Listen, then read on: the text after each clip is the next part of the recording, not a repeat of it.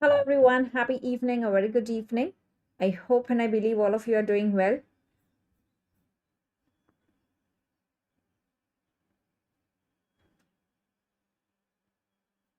A quick note everyone, am I audible and visible everyone?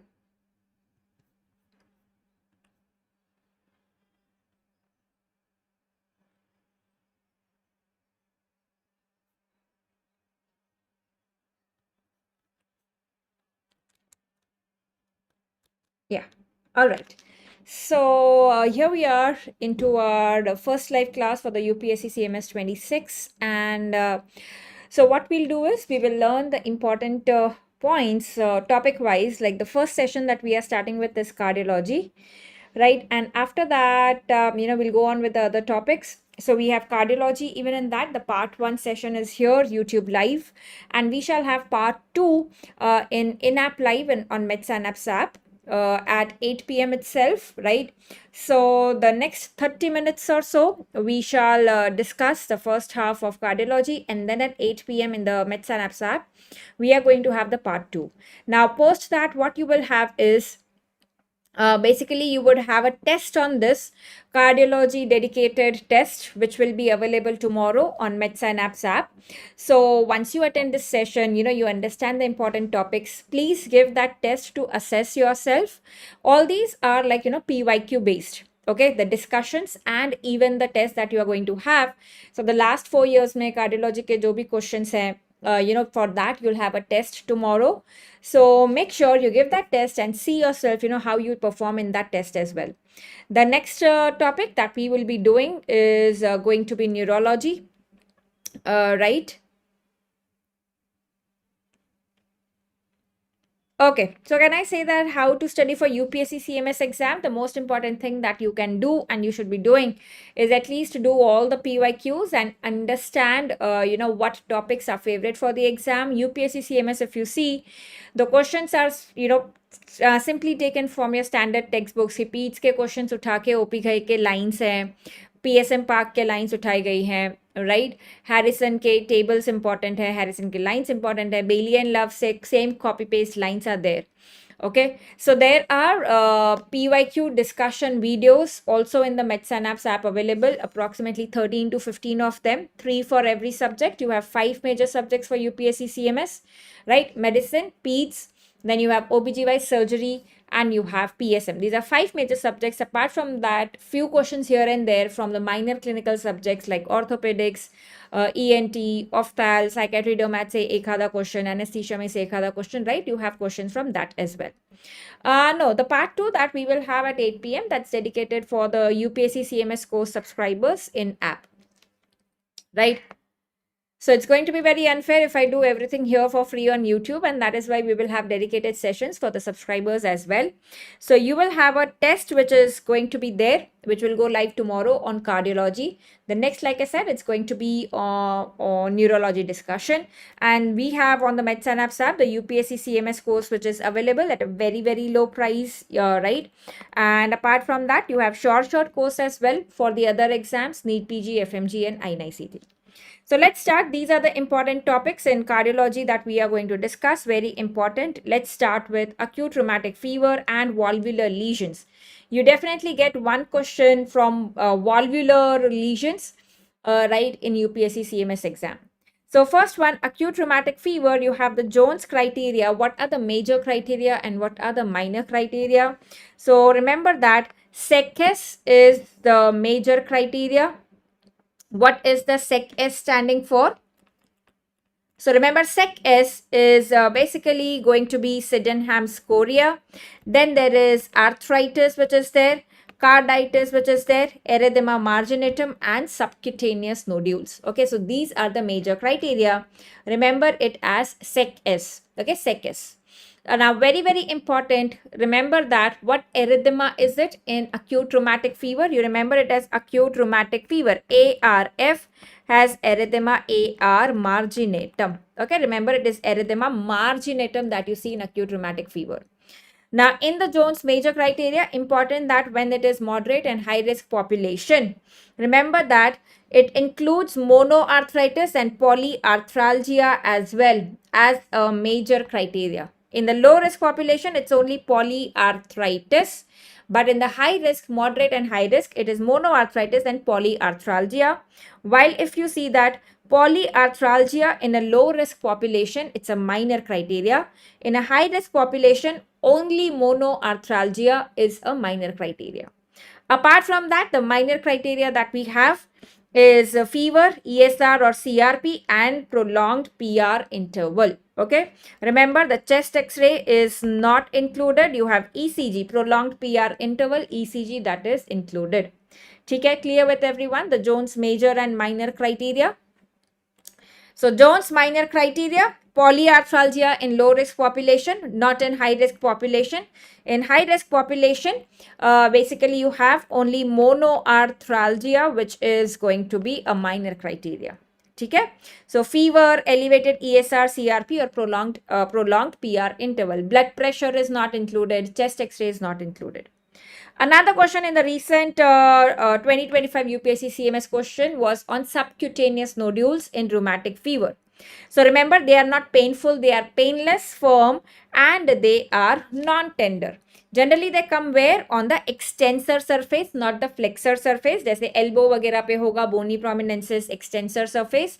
They are painless, they are non-tender. Okay, and remember, they appear late. Right, not immediately, after 3 weeks or so, या उसके बाद भी आ सकते हैं. And if the patient has carditis, then the patient having subcutaneous nodules is going to be more. The chance is going to be more. Without carditis, having subcutaneous nodules is rare. Okay, remember these important points. What is the size of the nodules? Even this has been asked. It is 0.5 to 2 centimeters. Okay, small nodules. Going to what murmur do you have in acute rheumatic fever? Again, remember AR, acute rheumatic fever, AR is Kerry-Coombs murmur.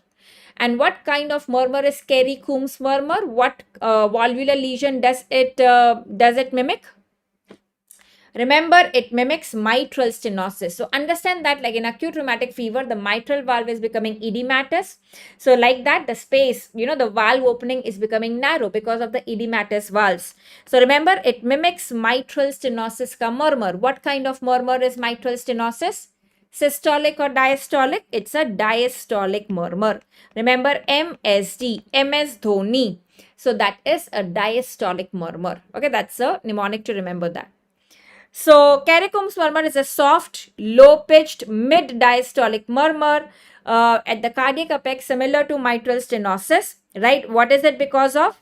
The mitral valvulitis, inflammation, edema of the mitral valve. But how do you differentiate it from mitral stenosis then? Remember, there is no opening snap and no presystolic accentuation. Mitral stenosis has an opening snap and a presystolic accentuation which is present. Okay? Now going to the valvular lesions, mitral stenosis, first one here. Remember, in mitral stenosis, because of mitral stenosis, which chamber pressure becomes high? Which chamber enlargement do you see with mitral stenosis? Yes? So what do you have with mitral stenosis? Because of mitral stenosis, the back pressure, there is increased left atrial pressure. So the left atrium increases in size. And remember, that also poses the risk of atrial fibrillation. Okay, so left atrial enlarging, right? There can be atrial fibrillation. Because of that, there can be thrombus in the left atrium. Then there can be embolism coming from there. So in mitral stenosis, because the left atrium pressure is high, so it wants to vent out that pressure. So there is an opening snap which is present. Remember, opening snap is a high-pitched sound. When it is high-pitched sound, you hear it with the diaphragm.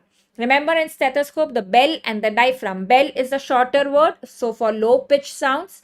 Diaphragm is a longer word, so for high-pitched sounds like opening snap. Where do you hear it? At the apex. Again, mitral valve is apex or the left lower sternal border. How do you gauge the severity of mitral stenosis? What happens in mitral stenosis? Severity mein kya hota hai? Remember, in mitral stenosis, it is a mid-diastolic murmur. There is opening snap followed by mid-diastolic murmur with presystolic accentuation. What is the presystolic accentuation due to? What is the pre-systolic accentuation due to? So pre-systolic, late diastole, there is atrium contraction. It is basically because of atrial contraction. So think logically and tell me that where will this pre-systolic accentuation be absent, in what condition? The pre-systolic accentuation will be absent when the atrium is not contracting. So that is atrial fibrillation. So remember that pre-systolic accentuation absent indicates that there is atrial fibrillation which is developing. Okay. So what happens as the mitral stenosis, the severity increases. So the pressure will be increasing in the left atrium more and more, and it wants to vent out the pressure fast. So what will happen? The opening snap which is there, right, that will come early.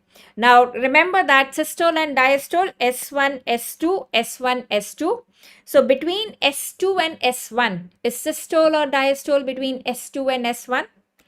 So remember S2, 2 is di. So that is where the diastole starts. Between S1 and S2 is systole. So when there is severe mitral stenosis, the opening snap comes early, right? So it will come close to the S2. So the S2 OS gap will decrease. Okay. So remember that as it worsens, the left atrium pressure rises and the opening snap moves closer to the S2.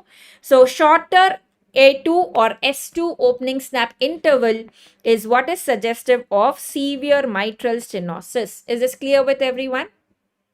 Yes? And remember that when the valve becomes calcified, now when the valve calcifies, the movement of the valve becomes difficult, and that is why the opening snap decreases or disappears if the valve is calcified. Okay?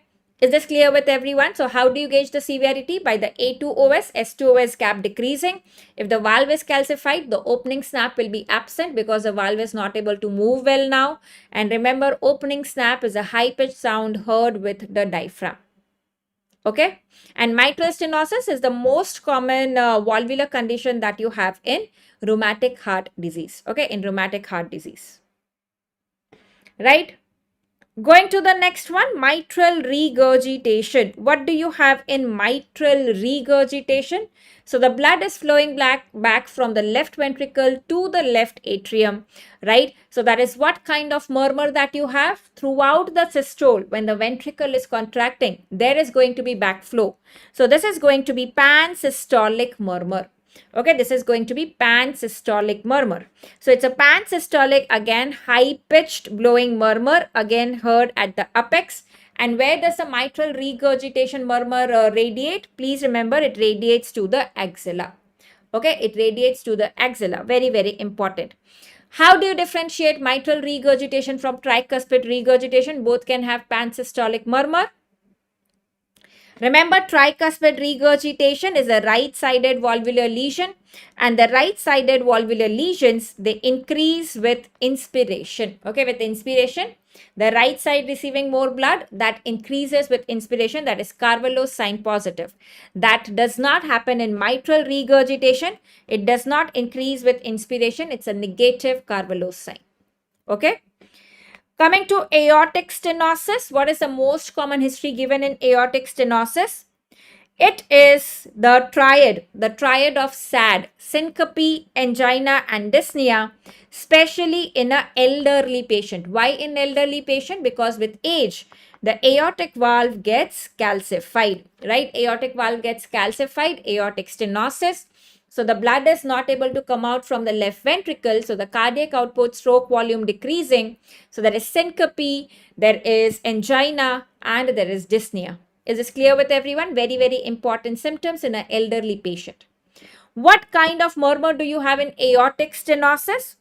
Aortic stenosis, the blood is flowing through the aortic valve in systole, and that is why it's going to be systolic murmur. Remember, as. Okay, aortic stenosis is systolic. Okay, MSD was mitral stenosis is diastolic, and as aortic stenosis is a systolic murmur. It's an ejection systolic murmur.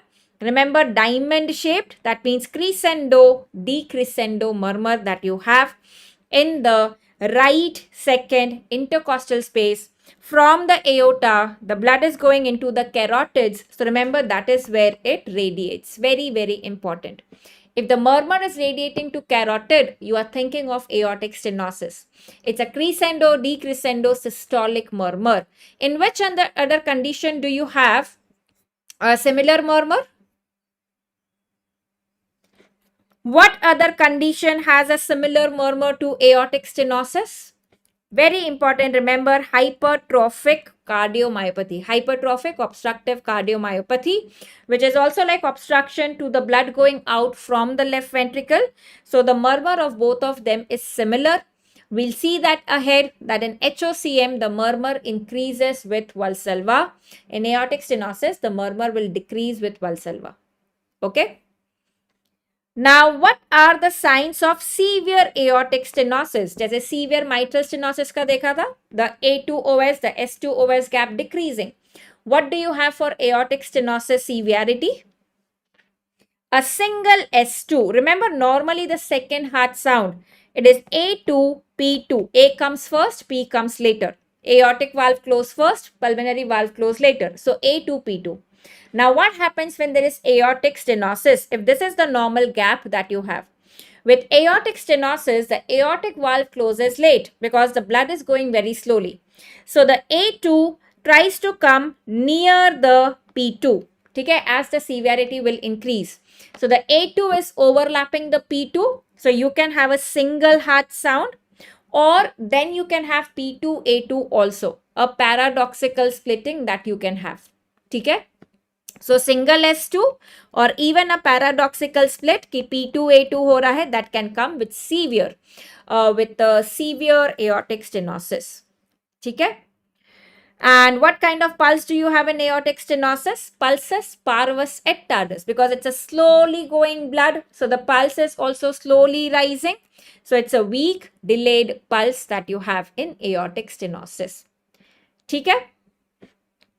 Coming to tricuspid regurgitation, remember tricuspid regurgitation, like mitral regurgitation, it's a pansystolic, that is holosystolic murmur, but this is heard best at the left lower sternal border, while the mitral regurgitation is at the apex.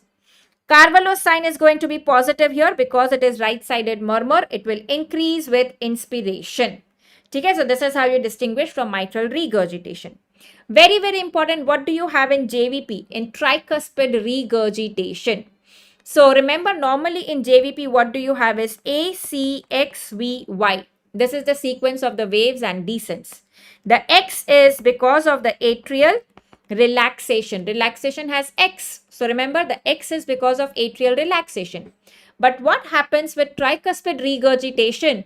There is continuous regurgitation coming. So the atrium is not getting time to relax. So the X is not going to be there. So the C and V will fuse together. So very, very important. Remember, you have a CV wave. A prominent CV wave is seen in tricuspid regurgitation. Okay? The JVP is going to be raised because it is coming into the right atrium, the regurgitation. So JVP will be high with prominent CV wave that tells you that there is regurgitant flow happening into the right atrium. And because it is right-sided, the pressure is becoming high in the systemic veins. There is edema and pulsatile liver that you have in tricuspid regurgitation. Okay, these are the important findings in tricuspid regurgitation. Okay? Now look at this question. What will be the answer? So this is a PYQ. You will have similar PYQ based test tomorrow in the Medsynapse app for cardiology. Please attempt that test. Okay. So peripheral edema hai, soft systolic murmur hai, lower left sternal border, prominent CV wave, increasing in intensity on inspiration. So what valvular lesion is this going to be, guys? So what valvular lesion is this? This is going to be tricuspid regurgitation. Okay, this is going to be tricuspid regurgitation. Clear with everyone? Okay. Yes, very good. What do you have classically in mitral valve prolapse? What is important point about mitral valve prolapse? Remember, mitral valve prolapse classically has a mid-systolic click, After that, there's a murmur. So mid-systolic click followed by late systolic murmur, and there is an association with what condition? Marfan syndrome. Okay, there's association with Marfan syndrome. Mitral valve prolapse is a mid-systolic click with late systolic murmur. Very, very important, and Marfan syndrome association is there. Great. Okay, is this clear with everyone? Going on to the next topic, which is physical examination and heart sounds, very frequently asked in UPSC CMS exam again. First one, the stethoscope use, the bell and the diaphragm. Bell is used for what sounds? So this is 2025 last year ka question. Bell is for what and diaphragm is for what? So remember, bell, shorter word, that is for low pitched, low frequency sounds. Diaphragm, longer word, high frequency sounds. Which are the low frequency sounds? So S3, S4 and the mitral stenosis ka mid diastolic, the murmur which is there. Opening snap by itself is high pitched. S1, S2 जो normal routine heart sounds है high pitched. ठीक है?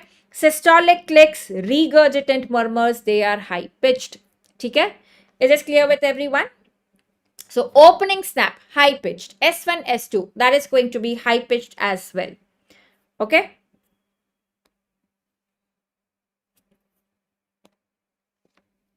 Right.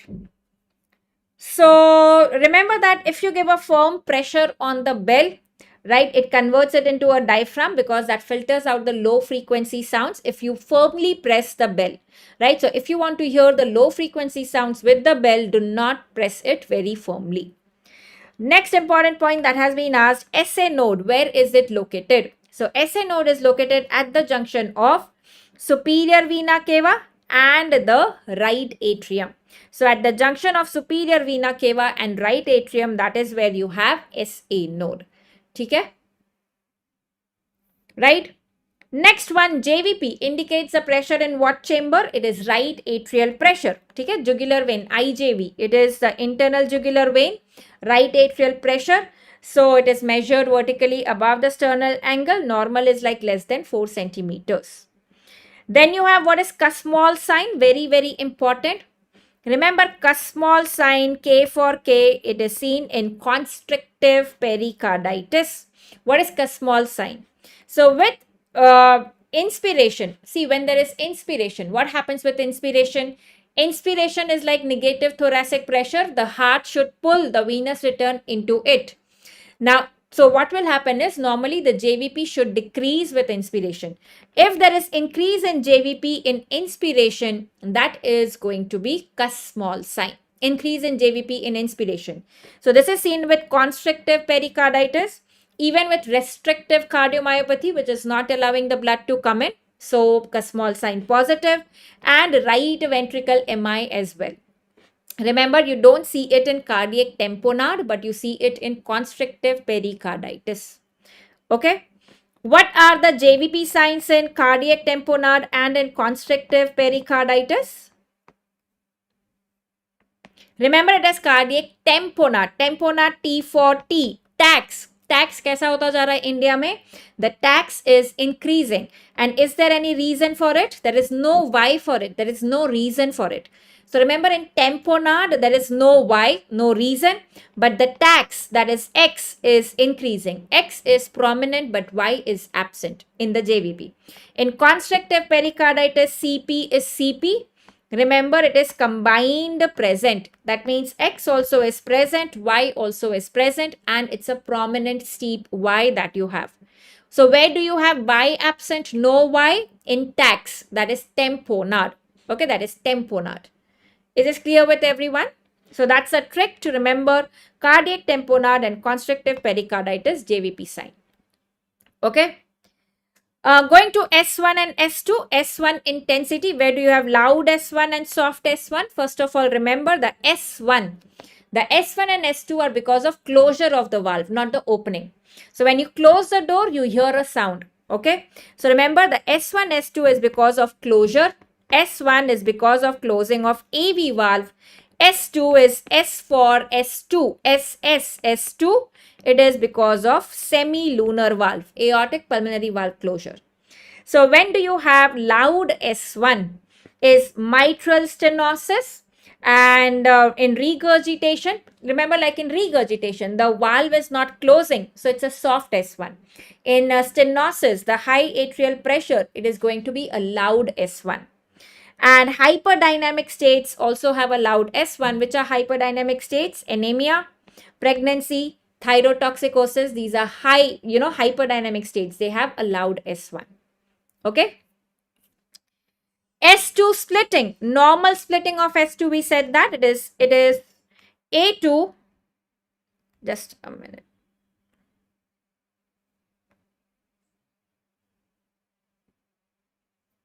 So something got clicked here and it has to go back. Okay. So S2 splitting, normal is A2 followed by P2, aortic valve closing first and then the pulmonary valve closing, right? So remember, the physiological splitting is A2, P2. Where is the gap increasing? There is wide split that you see. In what conditions do you have a wide split? So please understand that LBBB and RBBB, left bundle branch block and right bundle branch block. So if it is a left bundle branch block, so the left side, so that is the aortic valve, that is going to come late. So A2 is going to be late. If it is right bundle branch block, so the right side is functioning late. So that is why the P2 is going to be late. So A2, P2, agar ye A2 hai, ye P2 hai. In RBBB, the P2 is still becoming late, and that is why the gap is increasing. So it's a wide split, but a wide physiological split in RBBB. Severe MR, pulmonary hypertension, that is where you have the wide physiological split. Okay, and remember that paradoxical or reverse splitting, A2 P2 ke badle you have P2 and A2. A2 is coming late. So you have this in aortic stenosis, like we said, कि बहुत late close होगा. So severe aortic stenosis. LBBB, the left side A2 comes late. So there is going to be paradoxical split. And you also have it in HOCM, similar to aortic stenosis. There is like obstruction there. And RV pacing. Remember when like there is RV pacing. So imagine like the right side is functioning faster. The left side will be slower. So the A2 will come late. So any cause of A2 which is happening late, that is going to be a paradoxical split. So aortic stenosis, uska mimic HOCM, then you have LBBB and you have RV pacing. This has been asked in the exam, very, very important. Okay, and again important, wide fixed split. That means the A2 P2 ka gap is fixed in both inspiration and expiration. It is not changing with that. So remember, it is very, very classical of atrial septal defect. You can remember it as it is split. The split is not changing. As it is ASAS, it is seen in atrial septal defect. Okay, very, very important for your all exams, be it NEETPG, FMG, INICET, whatever exam it is. Okay, is this clear with everyone? So what we have discussed so far, so the topics that we have discussed in cardiology here is acute rheumatic fever, the Jones criteria, Carrick-Holmes murmur, what is the difference in low risk and high risk population in the major criteria, minor criteria, right? And we have discussed about the valvular diseases, mitral stenosis, mitral regurgitation, aortic stenosis. And what is the important point about aortic regurgitation? Remember, in aortic regurgitation, there is wide pulse pressure, right? So there is going to be collapsing pulse, water hammer pulse, right? Dancing carotids. All this is seen in aortic regurgitation. Then we have seen about physical examination, the stethoscope, the bell and the diaphragm, bell low frequency, diaphragm high frequency. So you have S1, S2, opening snap, which are like high frequency, regurgitant murmurs, high frequency. Okay. And S3, S4, the mid-diastolic murmur of MS is going to be low frequency.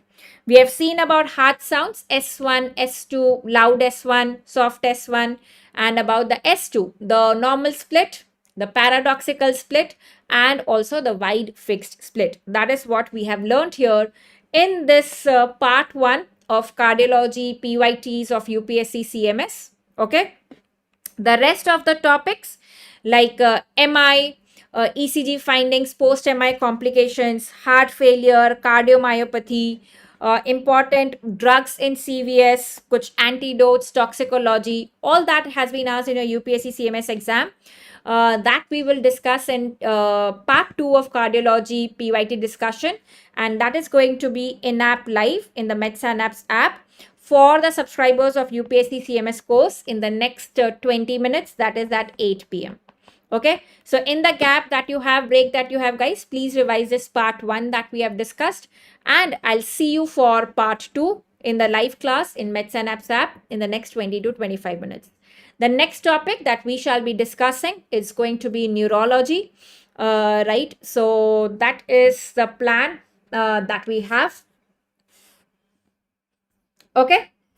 Right. So I hope you've learned some concepts and some tricks as well. Very, very important to help you answer the questions fast in the exam. Because honestly, in exam, you do not have a lot of time to think over the entire concept. So wherever you have tricks and mnemonics, they help you to understand and recall the topic better.